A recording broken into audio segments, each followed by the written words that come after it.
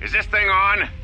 All right, all hands, especially you, Corda. Listen up, because I'm not gonna say this again. The next one of you Juma heads to try and smuggle a blaster, or so help me, any sort of military-grade frag weapons into my facility is gonna take a long walk out the airlock.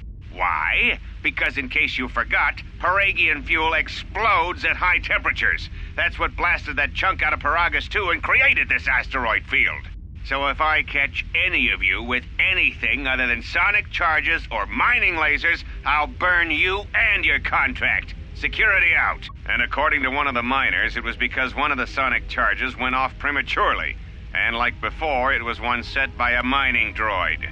The three idiots were grouped so close to the charge it might as well have been a grenade going off. The blast turned their bones to dust. The blast wrecked the internal components of the droid that set the charge, though, so we can't even dissect it to see what happened. I don't like what's going on here. Ever since that Jedi showed up, things are getting worse. It's not just Corda and his miners, or the fights, but now the droids are acting crazy. If we don't find what's causing this, or who, this facility's gonna be space dust by the time the next Telos freighter arrives. So, you're in maintenance. Then maybe you can tell me what's going on with these droids. Sir, I don't know. It's like their behavior cores are undergoing binary decay, but I can't find the source. This shouldn't be happening. Well, that's reassuring. It isn't happening.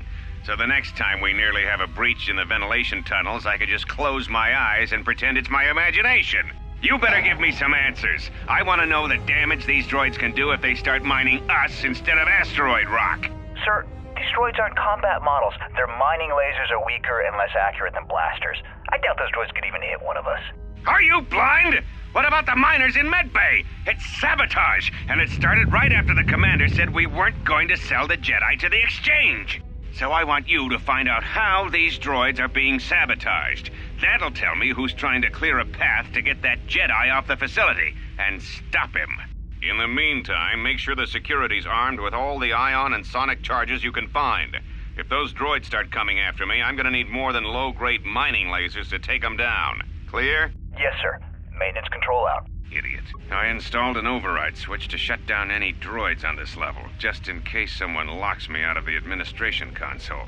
As added insurance, I tied the override switch into the circuit to the holding cell door. It'll make sure it can only be opened if all droids in the level are shut down.